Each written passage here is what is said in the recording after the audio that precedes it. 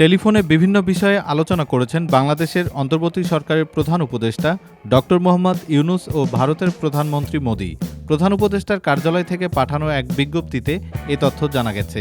টেলিফোনে আলাপকালে ভারতের প্রধানমন্ত্রী বাংলাদেশের নতুন সরকারের প্রতি শুভকামনা ব্যক্ত করেছেন। ঘনিষ্ঠ বন্ধু হিসেবে বাংলাদেশের জনগণের স্বার্থে একসাথে কাজ করার ইচ্ছাও ব্যক্ত করেন তিনি।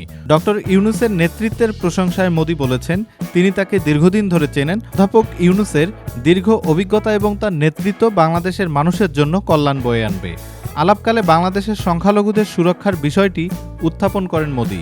প্রধান উপদেষ্টা ইউনূস তাকে আশ্বস্ত করেন এবং তার সরকার সংখ্যালঘুসহ দেশের প্রতিটি নাগরিককে সুরক্ষা দিতে নিরলস পরিশ্রম করে যাচ্ছে বলে জানান। সংখ্যালঘুদের ওপর হামলার প্রতিবেদন অতিরঞ্জিত করা হয়েছে। ভারতীয় সাংবাদিকদের বাংলাদেশ সফর ও সংখ্যালঘু সুরক্ষার ইস্যুতে সরেজমিন রিপোর্ট করার জন্য আমন্ত্রণ জানান প্রধান উপদেষ্টা। আলাপের এক পর্যায়ে অধ্যাপক ইউনূসকে আগামীকাল শনিবার নয়াদিল্লির আয়োজনে ভার্চুয়ালি অনুষ্ঠিত হতে যাওয়া তৃতীয় ভয়েস অব গ্লোবাল সাউথ সামিটে যোগ দেওয়ার আমন্ত্রণ জানান প্রধানমন্ত্রী নরেন্দ্র মোদি। প্রধান উপদেষ্টা ঢাকা থেকে সম্মেলনে যোগ দেবেন বলে সম্মতি জানিয়েছেন।